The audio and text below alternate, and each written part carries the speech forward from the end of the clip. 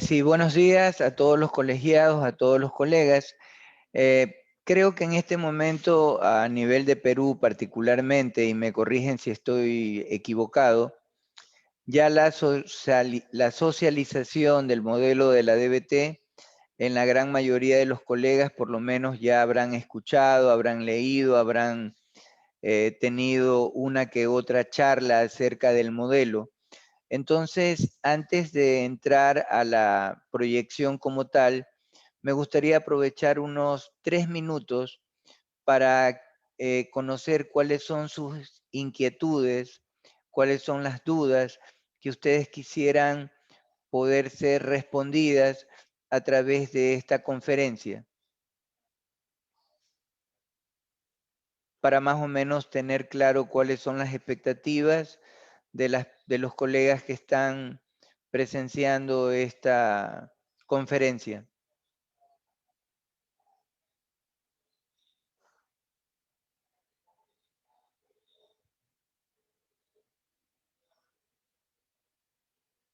¿Quién dice yo? Bueno, doctor, por el momento no hay No preguntas. hay. Ok, entonces No. vamos a iniciar. Entonces, como la gran mayoría de nosotros conocemos, DBT es el acrónimo en inglés de la terapia dialéctica conductual.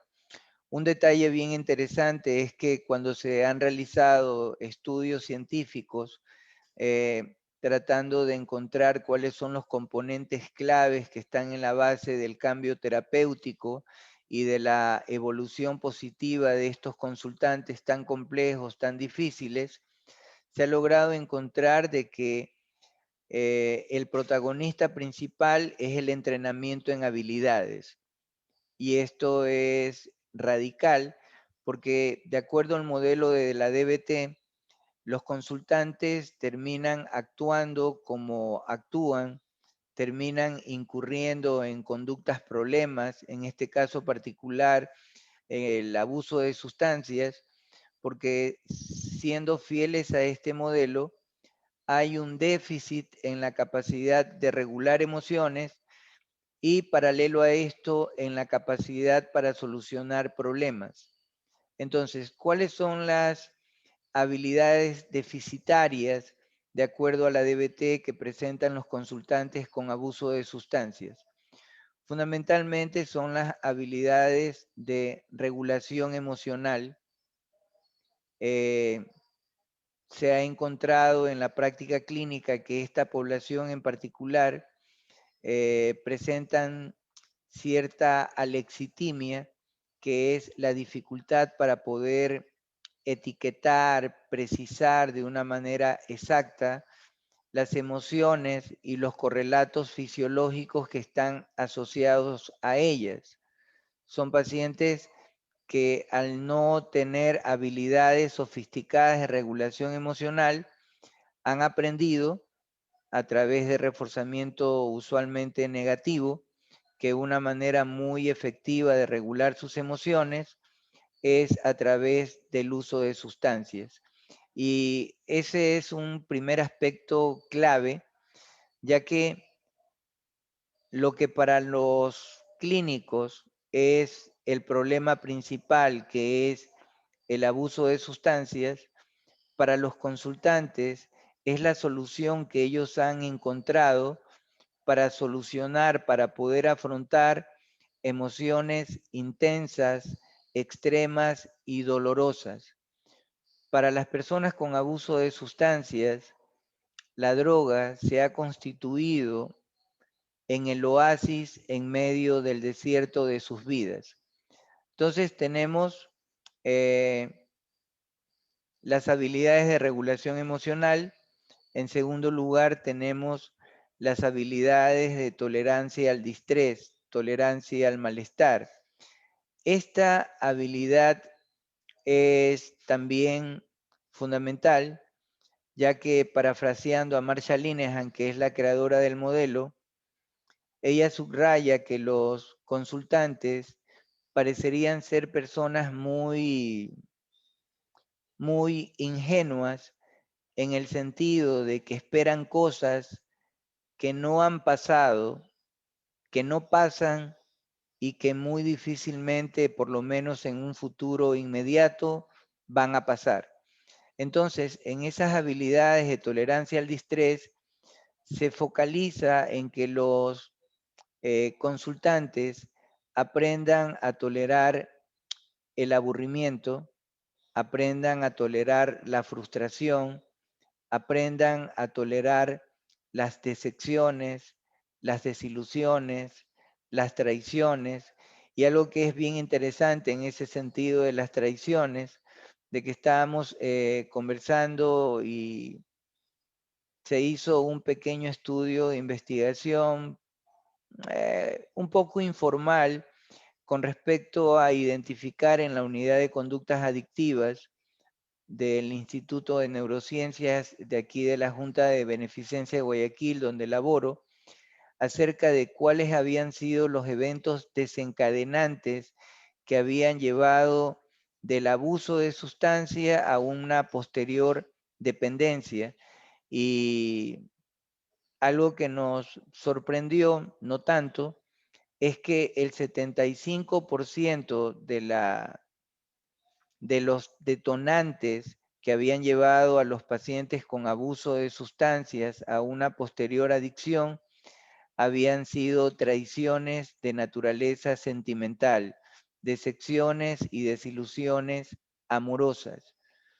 Entonces, esa habilidad de aprender a regular y tolerar el distrés es crucial, así como aprender a gestionar de una manera efectiva los reveses que hay en el día a día.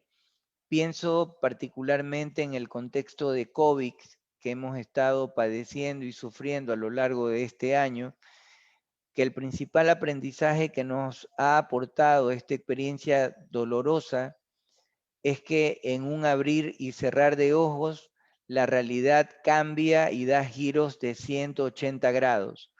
Entonces, en esa línea, las habilidades de regulación emocional y las habilidades de tolerancia al malestar son cruciales para el éxito terapéutico en esta población. Sin embargo, antes de uno poder regular emociones, antes de que uno pueda aprender a tolerar el distrés, uno tiene que primeramente aprender a ser consciente, mente y cuerpo, de qué es lo que estoy sintiendo, de qué es lo que estoy experimentando momento a momento, sin juzgar la experiencia y sin juzgarme a mí mismo por estar sintiendo lo que estoy sintiendo. Todas estas son características que Marshall Linehan define o conceptualiza como habilidades de mindfulness. Son cruciales y particularmente en la población con consumo de sustancias, el mindfulness de las emociones es crucial. Y por último, las habilidades de efectividad interpersonal.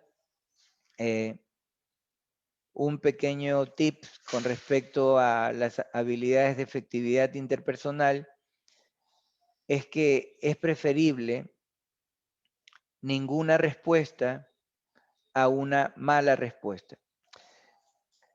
El día de ayer estaba teniendo una consulta con un paciente que ha tenido, sin exagerar, más o menos unos 7 internamientos y él se quejaba amargamente de que los dispositivos de tratamiento al cual él había incurrido no habían estado a la altura de poder gestionar, en palabras del consultante, la problemática de ira que él tenía. Y cada vez que él tenía estos excesos temperamentales, terminaba inmovilizado, maniatado en una cama y recibiendo dosis psiquiátricas de tranquilizantes, que definitivamente ayudaban en el momento de la crisis, pero en términos prácticos y operativos este tipo de intervenciones no tienen capacidad resolutiva en tanto en cuanto no le enseñan al consultante a cómo regular esa ira, no le enseñan a cómo tolerar esa ira, porque el efecto de la medicación solamente es que minimiza, reduce el impacto emocional de las mismas, pero no es que le enseña habilidades concretas, específicas de regulación efectiva de las emociones. Por otro lado, la medicación psiquiátrica no les enseña a los consultantes a cómo gestionar las decepciones, las desilusiones, las frustraciones del día a día. La medicación psiquiátrica no le va a enseñar a los consultantes a cómo construir la vida que ellos quieren tener, a cómo acercarse a las metas, a los anhelos, a las cosas que ellos consideran importantes y significativos en sus vidas. Y por último, la medicación psiquiátrica no les va a enseñar habilidades de presencia mental. Ojo, no quiero ser malinterpretado, tergiversado, sacado fuera de contexto. La medicación psiquiátrica es útil, es beneficiosa, particularmente cuando uno está trabajando con pacientes con patología dual. Lo que quiero subrayar es el alcance y la limitación que tiene la medicación psiquiátrica en consultantes con abuso de sustancias y que presentan concomitantemente un trastorno límite de personalidad. Entonces, como habíamos mencionado anteriormente, la creadora del modelo es Marsha Linehan.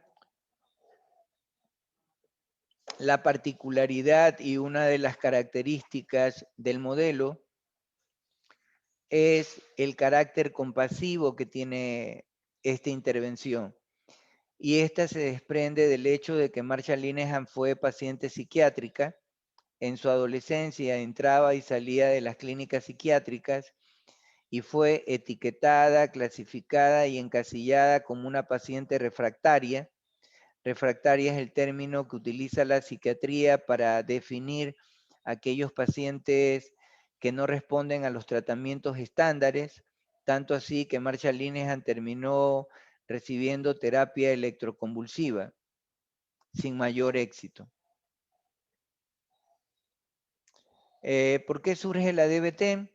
Definitivamente porque se encontraba que había una gran cantidad de pacientes con conductas suicidas y autolesivas que no respondían a los tratamientos estándares de la época. Estamos hablando, cuando emergió la DBT, estamos hablando del año 1980, donde en la tradición conductual todas las intervenciones están más focalizadas hacia el cambio y esa tendencia hacía que los consultantes se sintieran invalidados porque sentían que no estaban siendo comprendidos por sus terapeutas y eso disparaba las tasas de abandono prematuro de los tratamientos.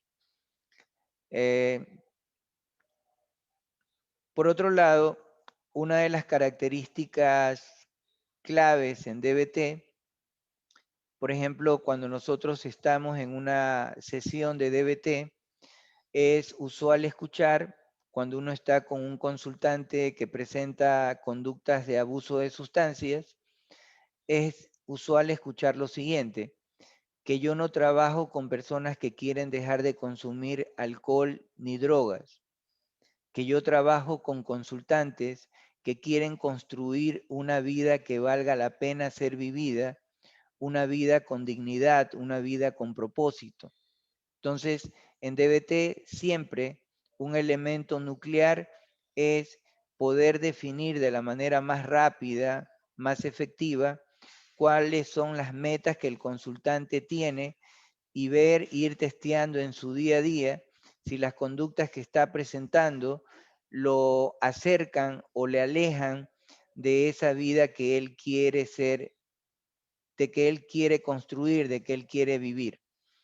Entonces, otro elemento crucial en DBT es de que hace mucho énfasis en que el malestar emocional, la frustración, las decepciones, las desilusiones, es el pan nuestro de cada día y es importante que los consultantes aprendan a aceptar esta realidad de manera radical, viviendo el momento presente sin juzgarlo, abandonando la agenda de control y adoptando una agenda de aceptación total y haciendo mucho énfasis en la validación de nuestras emociones y las de los demás.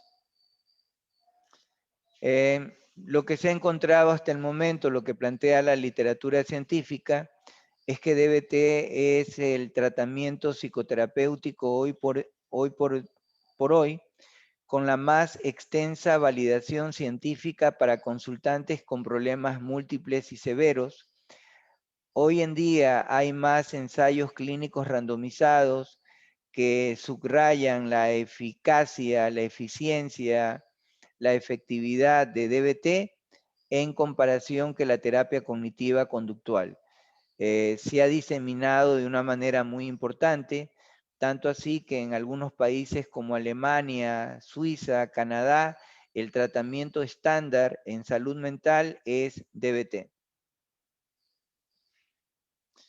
Entonces, a grosso modo, DBT es un tratamiento multimodal que implica varios componentes como es la psicoterapia individual.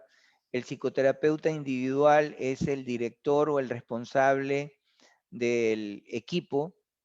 De ahí viene un coach que se encarga de hacer entrenamiento en habilidades conductuales de afrontamiento.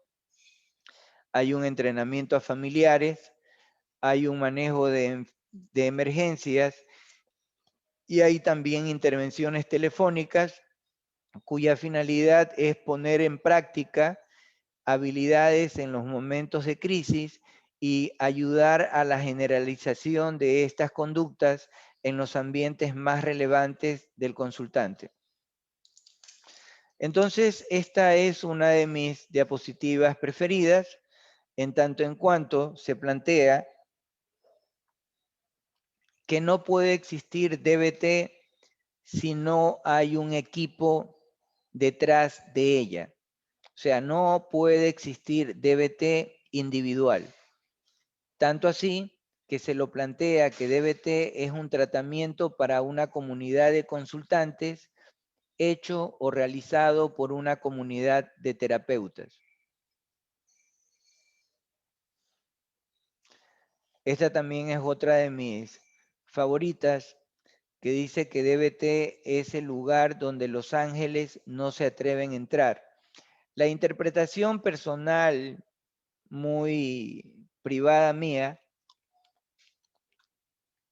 apunta es que a diferencia de otros modelos terapéuticos, el terapeuta desciende al infierno en que el que se ha convertido la vida de los consultantes y coge la mano del consultante y atraviesan juntos el infierno en el que se ha convertido la vida del consultante.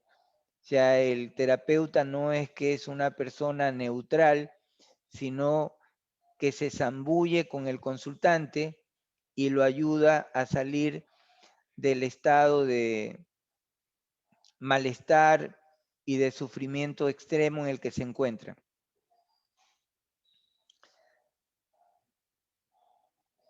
DBT es dialéctica. Dialéctica significa que dos afirmaciones pueden ser ciertas y falsas al mismo tiempo.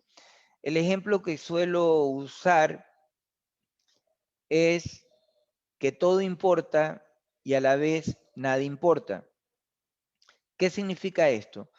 Que obtener una carrera universitaria, un título universitario, es importante, es significativo, pero al mismo tiempo no lo es, porque no es una condición sine qua non para la felicidad ni para el éxito económico. Hay muchas personas que sin contar con un título profesional universitario han podido avanzar, han podido crecer y han podido trascender.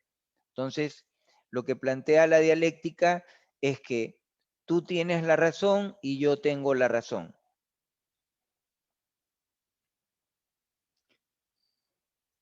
Las ventajas de esta visión dialéctica, además de que las cosas están cambiando constantemente, es que disminuye la experiencia de dolor y malestar que conlleva la polarización de la realidad. En el ámbito del uso de drogas, la polarización en la que se encuentran los consultantes es que están o bien en el polo de la abstinencia total, de la restricción total, o están en el polo del descontrol conductual. Entonces, la idea es buscar una síntesis entre ambas polaridades que lo ayuden o que lo acerquen al consultante a la vida que él quiere tener. Entonces, esta perspectiva permite una visión más llevadera del mundo y fundamentalmente ayuda a una tolerancia a los conflictos. Cuando uno acepta que existen más de un punto de vista al considerar tal o cual cuestión.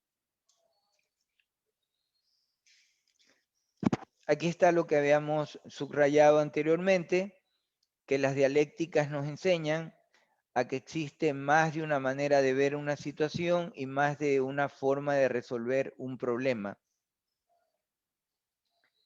Todos tienen cualidades únicas y diferentes puntos de vista.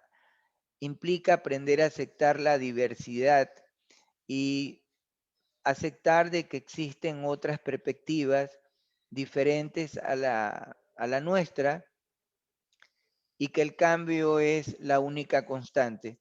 Algo que siempre recuerdo de manera amena era que cuando era coordinador de la unidad de conductas adictivas, poniendo en práctica este principio de que la única constante en este universo es que las cosas están cambiando constantemente, ya cuando los consultantes estaban 2, 3 semanas en una determinada habitación, ya estaban habituados, ya se había convertido ese cuarto, esa rutina en algo predecible, en algo conocido, de manera abrupta y sin previo conocimiento, eran cambiados a otras áreas de, de la unidad. Es interesante que esos pequeños cambios generaban reacciones muy intensas y muy extremas, porque los pacientes querían tener una estabilidad y lastimosamente la estabilidad no es una constante en nuestra vida. Por ejemplo, yo tenía que dar la sesión de terapia de 12 a 1:30 de la tarde o 2 de la tarde y no me les presentaba a las 12 del día, sino que me les presentaba a las 8 de la noche.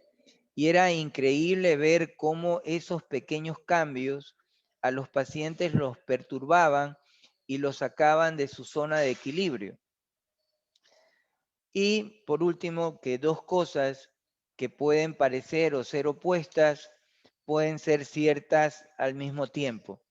Y evitar ver el mundo en blanco y negro o todo o nada. Scott Fitzgerald mencionaba que la inteligencia más sofisticada es poder mantener en la mente dos ideas contradictorias y tener la capacidad de seguir funcionando. La dialéctica apunta precisamente a ese aforismo.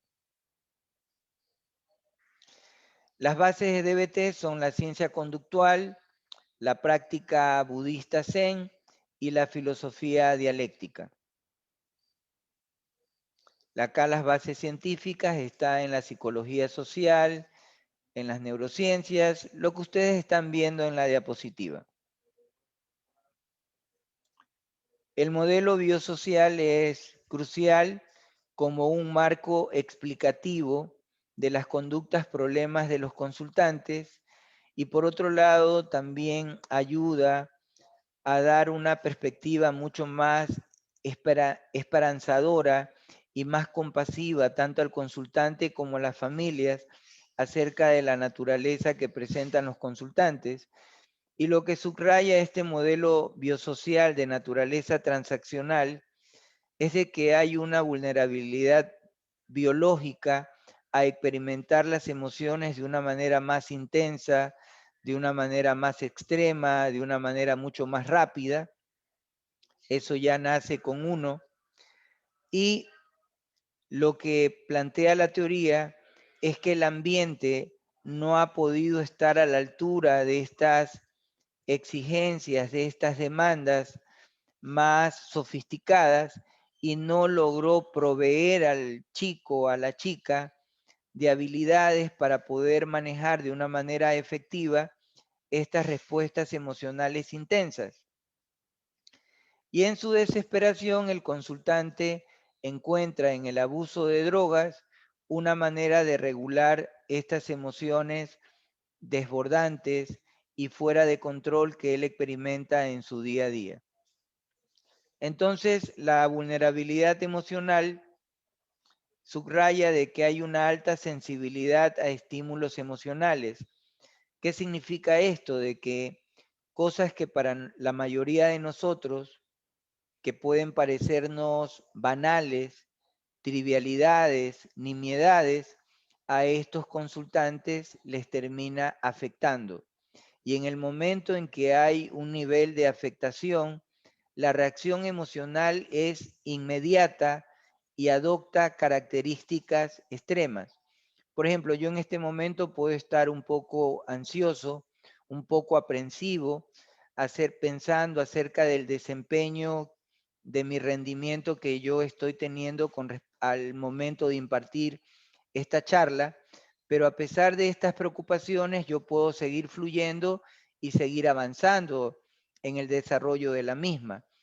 Cuando la preocupación termina activándose en estos consultantes con desregulación emocional, adquiere dimensiones extremas, nivel angustia, nivel pánico, que los termina incapacitando e invalidando a estos consultantes.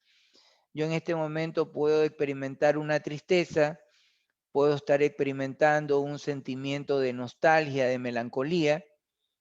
Estos consultantes viven esa experiencia como una tristeza extrema, la viven como depresión, con desesperanza y en casos extremos hasta con ideación suicida. Y hay un bajo umbral para la reacción emocional. También está la alta reactividad, que ya éramos lo que hemos planteado anteriormente. Esta alta reactividad, lastimosamente lo que plantean las neurociencias, es que cuando uno es secuestrado por las emociones, lo primero que uno pierde es la claridad mental, uno pierde la lucidez mental y eso hace que las probabilidades de que uno termine actuando de una manera atolondrada, precipitada e impulsiva sean sumamente altas. El lento retorno a la línea de base o a la calma emocional, de acuerdo a la teoría, tiene más correlación con aspectos biológicos.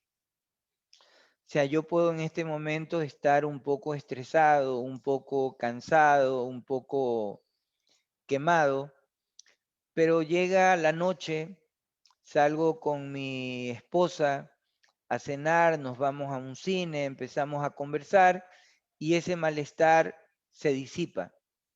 Este tipo de consultantes, una vez que se ha activado una emoción, la persona puede terminar secuestrada por días, por semanas e incluso en casos extremos hasta por meses.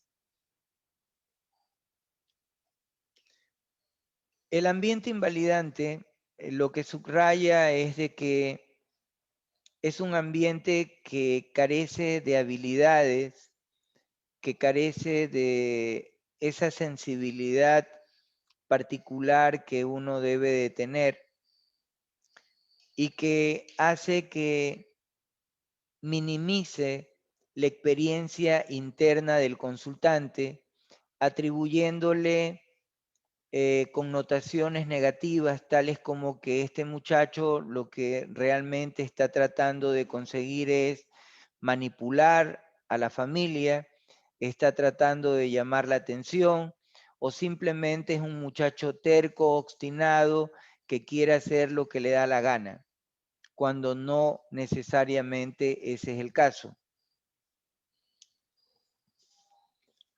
Entonces, una de las dialécticas claves en DBT es que hay que balancear las estrategias de cambio que son propias de la terapia de la conducta con las estrategias de aceptación que están más sustentadas por el budismo zen.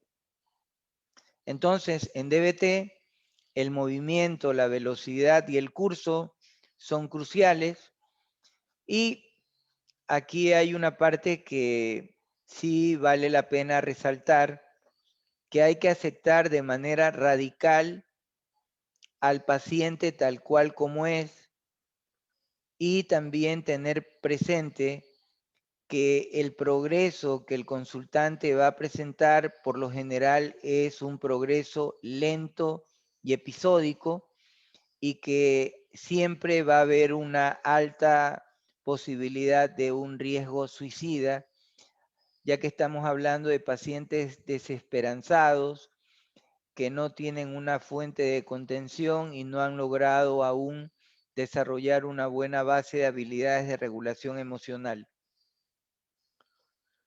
Entonces, es algo lo que ya habíamos hablado,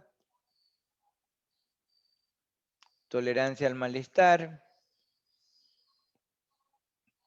aceptación y psicoterapia. Creo que esto de la aceptación y la psicoterapia lo tienen muy bien bosquejado en los ambientes de AA y NA, con la famosa oración de la serenidad que dice: Dios, concédeme la serenidad para aceptar las cosas que no puedo cambiar, valor para cambiar aquellas que puedo y sabiduría para reconocer la diferencia. Esto también es interesante porque hay muchos pacientes que luego de una terapia de DBT que se focaliza a que el paciente tenga contacto con su emoción, y durante la sesión de terapia lo que uno hace es bloquear las conductas de escape, de huida, de evitación del consultante para que se vaya habituando a estas emociones que disparan las conductas problemas. En este contexto es usual que el consultante diga al terminar la sesión de que se ha sentido peor o de que se siente mucho más mal. Y la idea es que no es que se siente peor o de que está mucho más mal de lo que entró, sino que en este momento él ha tenido la oportunidad de tener un contacto consciente y directo con las emociones de las cuales él habitualmente está escapando. Y que en la medida en que él logre desarrollar estas habilidades y empiece a exponerse a estas emociones, va a llegar un momento en que la conducta de abuso de sustancias ya va a perder su función y va a poder ser sustituida por habilidades que sean mucho más talentosas, que sean mucho más efectivas, eficaces y eficientes. Doctor, lamento interrumpirlo. ¿Le quedan 5 minutos de la Perfecto, conferencia? Ok. gracias. La eficacia de la DBT, aquí está lo del abuso de sustancias, violencia, DBT.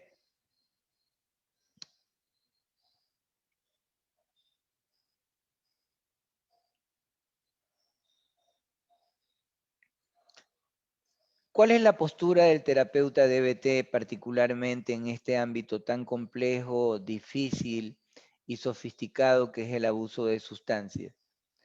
Una actitud dialéctica que implica la aceptación, la validación y el cambio. Uno tiene que estar constantemente moviéndose de manera rápida entre la aceptación, la validación y el cambio, y tener una actitud compasiva que está sustentada en uno de los supuestos claves de DBT, que subraya que los consultantes están haciendo lo mejor que pueden con los recursos que disponen. En el área de abuso de sustancia, la paciencia y la persistencia es crucial, porque la mayoría de pacientes tienen una alta tasa de recaída y hay muchos terapeutas jóvenes que frente a esta tasa de fracasos terminan secuestrados por el desaliento y terminan renunciando a seguir atendiendo a esta población y seguir confiando en la eficacia de la terapia a pesar de la ineficacia del consultante, validar y promover la validación. Esto también es bien interesante porque los pacientes tienen la idea de que la compasión tiene que ver con el hecho de inspirar lástima y dar lástima, y es lo que ellos menos quieren conseguir. Entonces, es bien importante precisar cuáles son los conceptos que nosotros manejamos de compasión en DBT, y este es uno de ellos. Aquí están los principios o los supuestos básicos de DBT, y es interesante subrayar de que muchas veces el no progreso en terapia de esta población no se debe a que la familia es coadicta, no se debe a que el paciente no quiere mejorar o que el paciente es manipulador o que el paciente está obteniendo una ganancia secundaria del síntoma, sino que simplemente también se puede ver a que el terapeuta no está siendo fiel al protocolo de DBT y no está teniendo una supervisión adecuada.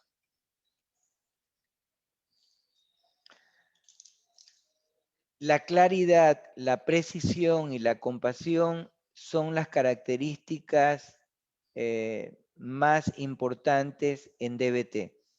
Se plantea que gran parte de los impases que existen en terapia se debe a que el terapeuta no ha logrado desarrollar una buena evaluación funcional, un buen análisis en cadena y por ende un buen análisis de soluciones.